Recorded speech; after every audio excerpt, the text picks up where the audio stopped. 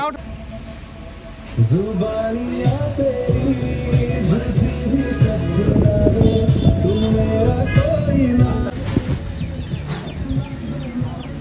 trolley bag তাকায় থাকো একটু তাকাও ট্রলি ব্যাগ সুন্দর আক্তার হয় তাকায় থাকো ভালো সুন্দর ট্রলি হচ্ছে মেড আস্তে আস্তে সরে যাচ্ছে আবার একটু চোখে দেখেন তাকে আস্তে দেখেন